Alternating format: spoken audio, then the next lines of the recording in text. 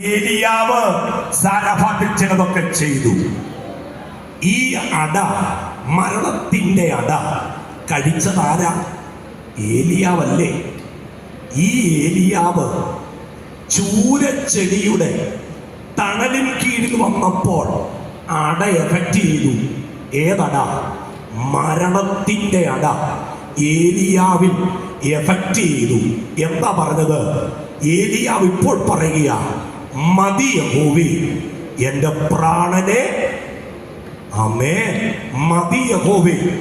ആ മരണത്തിന്റെ അട ചില ദിവസം, ചില വർഷം കഴിഞ്ഞപ്പോൾ, ആമേൻ, സ്തോത്രം, ചൂരച്ചെടിയുടെ തണലിൻ കീഴിൽ വന്നപ്പോൾ ഈ എഫക്റ്റ് ചെയ്തു. സ്തോത്രം.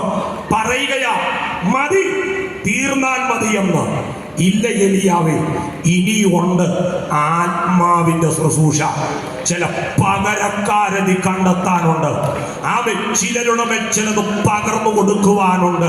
ഇന്ന് മകൾ ഞാനിന്റെ വാക്കിന് വേഗത്തിൽ വിരാമം കുറിക്കുകയാ. ഒരു പകർച്ച ചില മേഖലകളിൽ വെളിപ്പെടാനുണ്ട്. ചിലരിൽ നിന്നും ചില ഇടങ്ങളിലേക്ക് ആത്മാവ് ചിലത് പകരാൻ പോകുക.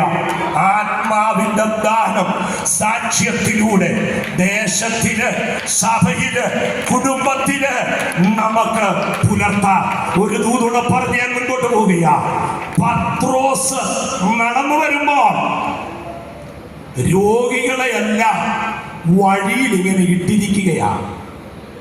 നിഴല് തട്ടിയാൽ സൗഖ്യമുണ്ടാകും. പത്രോസേ, നിന്നിൽ ഒരസാധാരണമായ ശക്തിയുണ്ട്. Price the Lord. നീ പോയാൽ രോഗികൾ സൗഖ്യമാകും. ഇന്ന് പകൽ ഞാൻ പറയാം, പത്രോസ് നടന്നു പോകുമ്പോൾ രോഗികൾ കൂട്ടം കൂട്ടമായി വിടുവിക്കപ്പെട്ടു.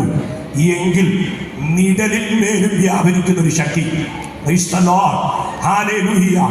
ഇന്ന് പകൽക്കാലം ഈ ശക്തി പ്രാപിച്ചു വേണം നമുക്ക് മടങ്ങിപ്പോകാൻ. നല്ല സാക്ഷ്യം പുലർത്തുന്നവരായിട്ട് വേണം നമുക്ക് മടങ്ങിപ്പോകാൻ. നമുക്ക് അപ്പച്ചന്റെ സന്നിധിയിൽ വിശ്വസ്തയോടും പരമാർത്ഥതയോടും കൂടെ അവൻ കർത്താവിന്റെ നാള് വരെ നമുക്ക് നിലനിൽക്കണം. അതിനുവേണ്ടി നമുക്ക് ഒരുങ്ങാം, നമുക്കൊരുങ്ങാം.